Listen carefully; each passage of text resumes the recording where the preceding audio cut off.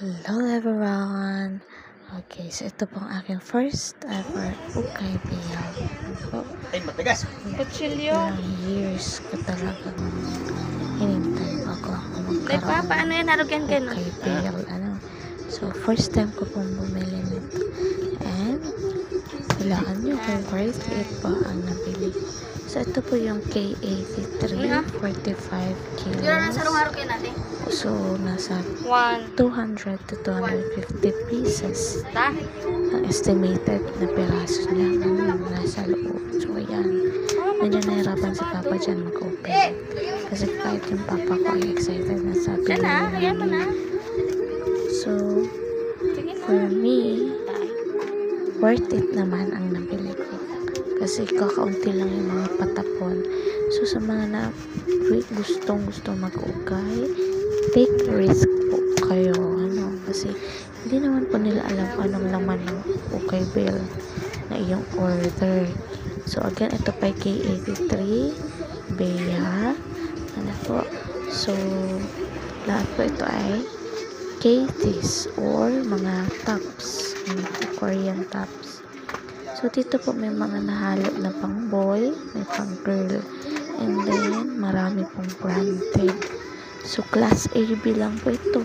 K-tees AB lang. Mabado yan natin. Worth 1,700 pesos. Tapos yung laman niya, Sarap mo daw. ang mabibenta ko is 200 pieces. Sabihin natin 50 pesos each. So, malaki na yung tubo mo. Kasi Lies abot ka, no? ng 10,000 yung sales. Eh, ang capital is 1,700 or 2,000 na rin. So, sa ukay, talagang tiyagaan lang. So, dito, ito na yung mga laman. Ang unang kuha pa lang, ang ganda na. So, ito yung mga magaganda na mabibenta ko ng mas mahal. Okay, mga 80, 100 po. And then, ito na yung mga branded. Ilan lang to kasi hindi ko na napicturean yung iba't sobrang happy ko talaga sa nakuha kong bill.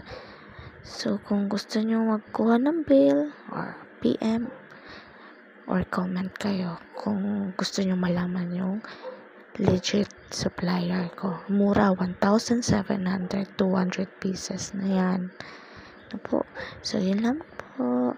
Thank you so much. Sa ukay po, may pera. Tiyagaan lang. Konting laba, plancha, maganda na po yan tingnan. Good luck to your ukay. Ayan, ang ganda, diba? Hindi lang siya dark color, may mga pastel colors din na t-shirts. God bless po. Ito na yung sample. Konti lang po yan at di ko na ma-picturean lahat. Napagod na ako. Kakasort. Thank you so much po. Subscribe po for more updates tungkol sa ukay business. Love you.